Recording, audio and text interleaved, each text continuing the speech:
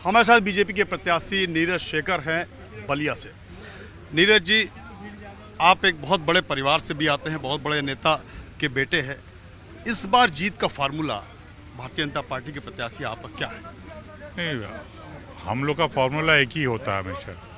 Bharatiya Janata party का formula एक ही है, विकास। जो काम आदरणीय प्रधानमंत्री जी ने पिछले 10 सालों में किया गया है, उसी को लेकर हम लोग जा रहे हैं लोगों के बीच। आप सब जानते हैं, मैं तो हमेशा ये बात भाषणों में अपने जब भी लोगों को संबोधित करता हूँ एक ही बात कहता हूँ कि आप तुलना करिए 14 से पहले वाला भारत और 14 के बाद वाला भारत। 14 के पहले वाला भारत जो सिर्फ घोटालों में लिप्त था, जो छवि इस देश की बन गई थी घोटालों वाली, उसको ठीक करने का काम और विकास के मार्ग पर ले जाने का काम आदरणीय मोदी जी ने किया है। और पूरे विश्व में जो सम्मान है आज के दिन, ये सब लेकर हम लोगों के बीच जा रहे हैं। आज देश जितना सुरक्षित है मोदी जी के हाथों में, उतना कभी नहीं था। आप चाहे देख लीजिए, कोई घटना होती है, अब तो ये नहीं है ना कि अगली बार बताएंगे। अब यह है कि अगर आपने कुछ किया तो आपके घर में घुस के मारेंगे। ये हमारे प्रधानमंत्री जी की छवि है। अच्छा सर, हम लोग बहुत इलाके में घूम रहे हैं, पूरा दिल्ली आसपास, यूपी में बहुत घूमा। जैसे ही पूर्वांचल में पैर रखते हैं तो ऐसा लगता है कि सत्ता विरोधी प्रतिक्रिया जनता की मिलती है। ऐसा क्यों है? क्या ऐसी कोई बात है या इस बार कुछ तस्वीर अब बदल गई है? तस्वीर पूरी बदल गई, आप देखेंगे परिवर्तन। आप 4 तारीख को आपको पता चलेगा पूर्वांचल ने क्या अपना बताया, वो अपना निर्णय बता देगी 4 तारीख को। और मुझे जो लग रहा है, जो हम बराबर यहाँ 1.5 महीने से मैं यहाँ हूँ, बलिया आसपास लोग जो दिल्ली में बैठे लोग, उनको नहीं पता कि धरातल पे क्या काम हो रहा है। यही समस्या है। चाहे आजमगढ़ हो, चाहे लालगंज हो, चाहे घोसी हो, चाहे बलिया हो, चाहे गाजीपुर हो, बनारस के अगल बगल की तो बात ही छोड़ दीजिए क्योंकि वो वहाँ प्रधानमंत्री का, यहाँ देवरिया हो, सब जगह, अम्बेडकर नगर हो, आप परिणाम देखिएगा। आजमगढ़ की लोग बात करते हैं, आप देखिएगा इस बार का परिणाम चौंकाने वाला होगा। पिछली बार भी उपचुनाव में चौंकाया था, इस बार उससे भी आगे बढ़कर काम होगा। और पूर्वांचल के एक छवि लोगों ने बता दी कि भाजपा, मेरे को तो नहीं लगता। आप देख लीजिए कितने कौन कौन सी सीटें हैं।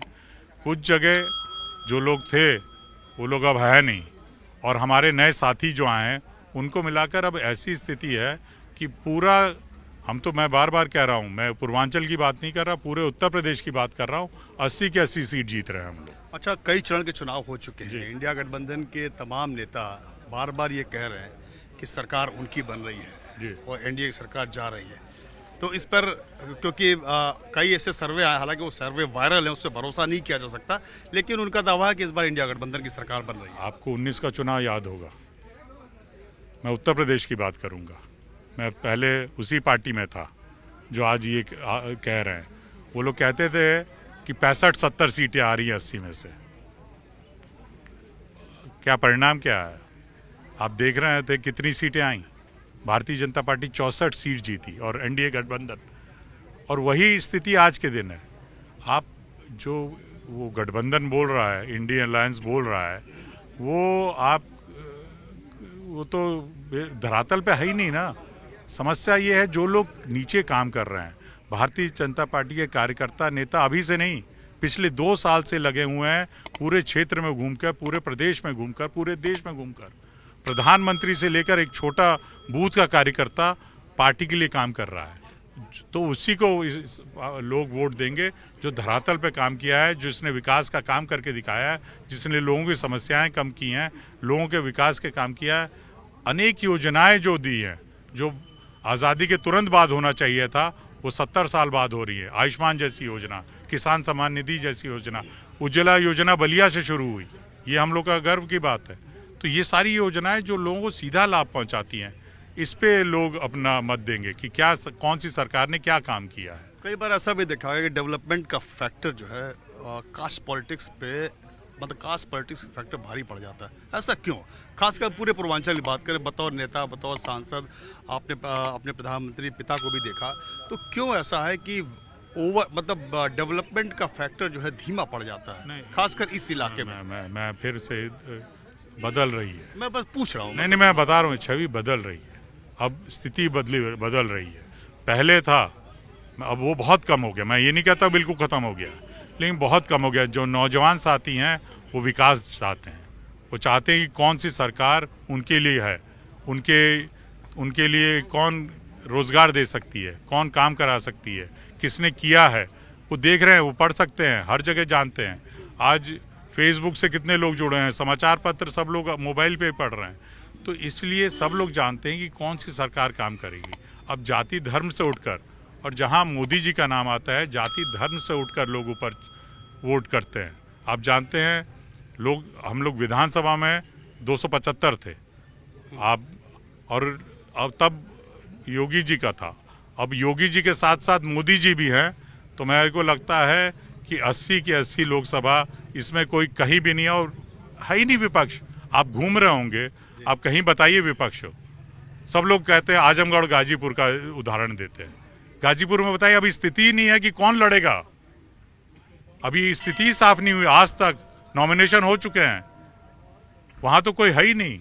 आजमगढ़ की स्थिति देख लीजिए, हमारे निरहुआ जिस तरह काम किया उन्होंने 2.5 साल में, और जिस तरह आगे बढ़े हैं, कोई वहां भी आ जाए, कोई, वो तो परिवार का आना था, सबको पता था, लेकिन कोई भी आ जाए तो मुझे नहीं लगता वहां पे स्थिति बदलने वाली। लोग अब चाहते हैं विकास, वो चाहते हैं कि जाति पे वोट ना देकर जो व्यक्ति आप उनके लिए काम करे, उनकी समस्याओं के उनके बीच रहकर काम करेगा, उसको वोट देंगे। आपको आगे जाना है, 2 छोटे-छोटे सवाल पर उसका जवाब।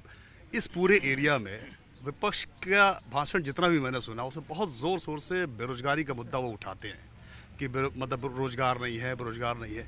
इसका जवाब तो आप लोगों को देना पड़ेगा, या क्या इसका जवाब है, या क्यों इस मुद्दे को उठा रहे हैं? इसको क्या आप लोगों ने कल्टीवेट नहीं किया? मतलब सिर्फ बलिया की बात नहीं कर रहा हूँ, तो पूरे पूर्वांचल। रोजगार के 2 तरीके होते हैं, ये स्पष्ट हो जाना चाहिए। विपक्ष को समझ नहीं पाता है।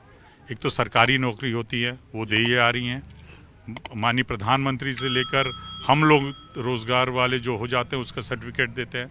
दूसरा कि रोजगार देने वाले लोग बनिए। ये योजना जो हमारी माननीय प्रधानमंत्री जी ने कहा है कि बस आप रोजगार मांगिए मत, ऐसे व्यक्ति बनिए जो रोजगार दे सके। एंटरप्रेन्योरशिप कि आप दे सके, आप लोगों को दे सके, 50-100, और ऐसे देखिए स्टार्टअप जो शुरू हुए हैं, नौजवान साथी कर रहे हैं, लाखों करोड़ों लोग उसमें एम्प्लॉयड हैं। अब जो पहले कुछ स्टार्टअप्स थे, आज लाखों स्टार्टअप्स हैं। तो ये जो बदल रहा है, तो वो ये हमारी, और जो आंकड़े हैं, जो अनएम्प्लॉयमेंट के आंकड़े हैं, उसको देख लीजिए आप लोग, सबसे कम है आज के दिन। विपक्ष चाहे कुछ भी बोलता रहे, वो जाना तो फैक्ट्स पे ही होगा ना, आंकड़ों पे ही जाना होगा ना। आप बोलने लगिए कि अनएम्प्लॉयमेंट सबसे ज़्यादा है, लेकिन आंकड़े जो आप देखेंगे तो आज के दिन सबसे कम अनएम्प्लॉयमेंट है। और मैं जानता हूँ नौजवान साथी आज हर तरीके से सक्षम है कि वो नौकरी के साथ साथ नौकरी देने वाले बन सकते हैं, और उनको उसके लिए सरकार सहायता कर रही है। मुद्रा योजना है, कई ऐसी योजनाएं हैं, MSME के इतने ज़्यादा मदद की जा रही है अब, जो पहले कभी नहीं हुई। उससे मैं बार बार ही कहता हूँ, अब मैं आंकड़ों से अगर बात करेंगे, हवा में बात करनी है तो आप कुछ भी बोल दीजिए, तो उससे नहीं। बात हवा में और भी है कि संविधान को बड़ा खतरा है इस सरकार से। मतलब कोई ऐसा नहीं है राहुल गांधी से, अखिलेश के, मतलब विपक्ष की सारी कि संविधान से को खतरा हो गया इस सरकार से। इससे हास्यास्पद बात कोई हो ही नहीं सकती कि संविधान का खतरा है। संविधान को किसका खतरा था, ये इतिहास में लोगों ने देखा है। 75 सबको याद होगा, जो यहाँ बुजुर्ग होंगे, यहाँ के लोग तो बहुत लोग जेल में गए। हमारे पिता 19 महीने जेल में रहे। इतिहास को हमेशा किसने बदलने का प्रयास किया है, सबको पता है कि एक परिवार को रखने के लिए इतिहास किसने बदला है, सबको पता। हमने कहा ऐसा, हम लोग संविधान पे चलने वाले लोग हैं। भारतीय जनता पार्टी का एक कार्यकर्ता, प्रधानमंत्री से लेकर शपथ ली है सबने संविधान की, और संविधान को हर बार प्रधानमंत्री जी सर पे रखते हैं।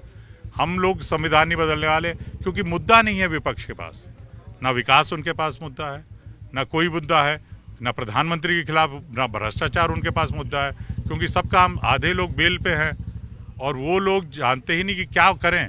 तो आरक्षण खत्म कर रहे हैं, संविधान खतरे में है, यही मुद्दे हैं। आप देखिए जाति जनगणना, कोई आप विजन नहीं है उनको, देश को आगे कैसे ले जाएंगे।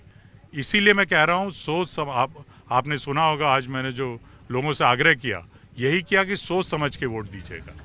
14 के पहले वाला 12 और 14 के हम लोग का बस विकास है। माननीय प्रधानमंत्री जी कह रहे हैं हम तीसरी अर्थव्यवस्था बनाएंगे इसको, और वो कह रहे हैं कि हम जाति जनगणना कराएंगे। ये फर्क है। संविधान बदल रहे हैं हम लोग, कहाँ हम लोग कर रहे हैं। 400 पार में पूर्वांचल साथ देगा।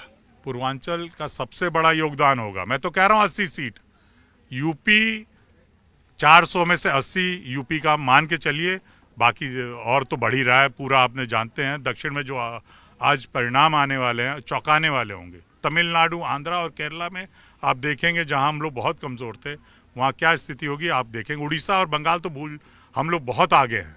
हो सकता नहीं हम लोग सरकार बना रहे हैं उड़ीसा में, इसका मुझे पूरा यकीन। बहुत बहुत धन्यवाद, बहुत शुभकामनाएं आपको। तो नीरज शेखर बलिया से भारतीय जनता पार्टी के प्रत्याशी, जो इनका दावा है कि जो पूर्वांचल जो हमेशा से सत्ता के खिलाफ रहा, इस बार जो 80 सीट जो का नारा जो दिया गया यूपी में, पूर्वांचल से भी वो सीट पूरी होगी। प्रशांत देव, न्यूज़ 24।